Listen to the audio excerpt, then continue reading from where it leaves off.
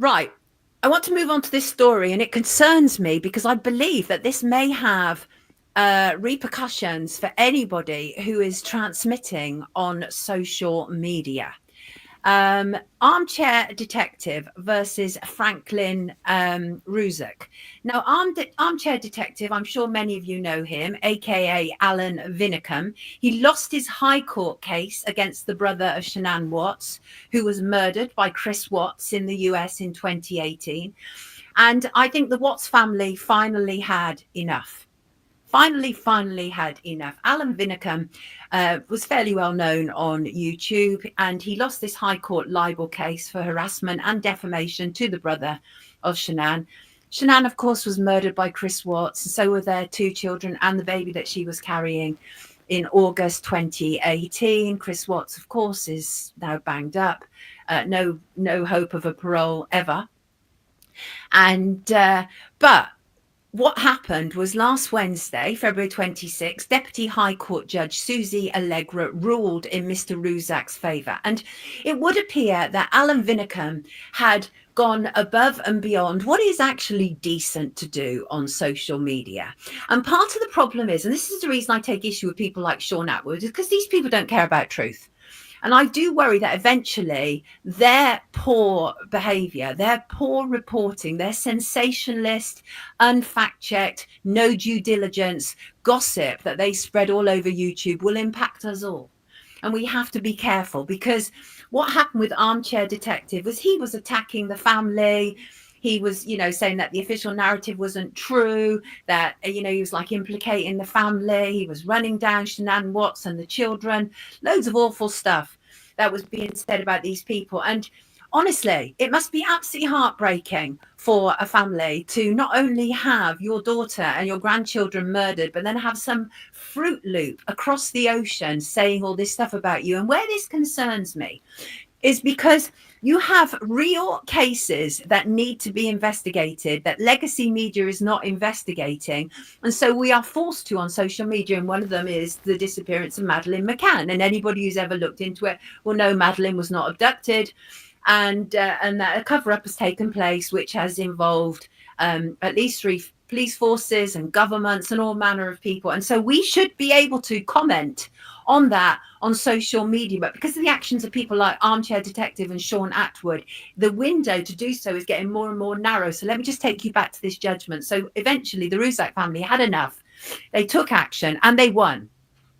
And I read the judgment, and by all accounts, the Armchair Detective made an absolute pig's-ear. He was representing himself. Now, I represent myself. It's not easy, but you have to learn. You have to learn the ropes. But he couldn't even put together a decent counterclaim. And actually, I've met Judge Susie Allegra. She's overseen one of my hearings, and I found her to be a very decent, intelligent judge.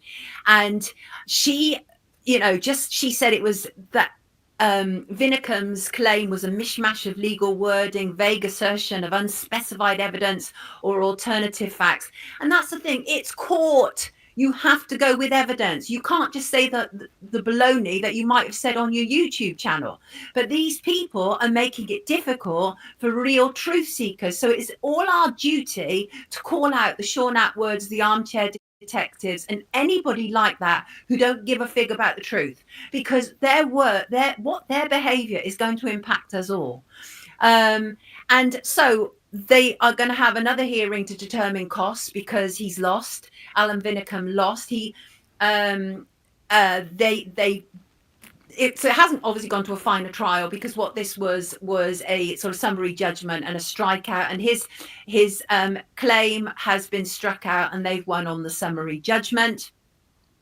And so costs will be decided. But we have to be so careful. We really do. And as I say, I do believe that we have a responsibility to call out people like Alan Vinnicombe. Here he is. You can have a good look at him. He's a Devon man. And he ran that YouTube, and he just said what the hell he wanted, frankly, about a dead mother, 2 dead children, and a baby that never had a chance to be born. All these people just don't care, and they just think that if they just talk a lot of gossip and rubbish, they'll just make a lot of money. I don't know what their rationale is behind it, but either way, this is a good court ruling, but it's also troubling because it sets a precedent, and we have to be careful. Very careful. They absolutely, it's terrifically tragic, Aurora, what's happened to the Watts family. Tragic. And I think that Judge Susie Allegra gave a brilliant judgment on this. Absolutely fair. Absolutely fair. And so he has lost in a claim for defamation and harassment. And while we could, and the same could apply to anybody else who is being arrested because of social media posts or because of YouTubes, is because they will mess with the rest of us. They will use it. They will use what is going on with these people who aren't doing their due diligence to mess with those of us who are. I actually think that he's just somebody who had a YouTube channel, no more, but who had a YouTube channel. And what happens with these people is their claims get bigger and bigger and bigger, don't they? And so it's just like a snowball. I mean, you know, when I hear something, I don't ever listen to any of these people, but occasionally when I accidentally, you know, cross their paths and I click on their, I can't believe the nonsense that they're coming out with. Nothing's fact checked. They just say whatever they can pull out of their tush at any moment in time. Thank you, Sully. I appreciate that. Right, beautiful people. So that's one to watch out for, because that could be problematic for the rest of us. That could be problematic. Of course, the story itself, horrendously sad, what happened with Shanann and her children. Absolutely horrendously sad. Awful, awful. And the problem is you have these kind of savages who don't care.